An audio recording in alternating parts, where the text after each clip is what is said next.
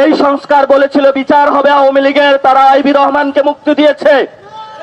এই সরকার বলেছিল 2 বছর আগে জ্বালানির মূল্য বৃদ্ধি হবে না, বিদ্যুতের দাম বৃদ্ধি হবে না, তারা আবার জনগণের সাথে পল্টি দিয়েছে। আমরা স্পষ্টতা আজকে এই প্রোগ্রাম থেকে বলতে চাই, এই সরকার হলো পল্টিবাদ সরকার বা পল্টি মারা সরকার। এই সরকারকে আমরা লাল কার্ড দেখাতে আস্তে আস্তে ফিল্ডে নামছি। ভবিষ্যতে জনগণের দৌড়ানি তারা খাবে এবং 200 সিট নিয়েও পার পাবেন না। শেখ হাসিনার সিট আরো বেশি ছিল, শেখ হাসিনার দাদা বাবু ছিল, আপনাদের দাদা বাবু নাই আর এত সিটও বেশি পান নাই। শেখ হাসিনার আরো অনেক বড় বড় কত কিছু ছিল, ইট মারেন, পাটকেল মারেন, ডিম মারেন, অস্ত্র নিয়ে আসেন, হকি স্টিক নিয়ে আসেন, কোন স্টিকেই কাজ হবে না। এই সংস্কার বলেছিল বিচার হবে আওয়ামী লীগের, তারা আইবি রহমানকে মুক্তি দিয়েছে।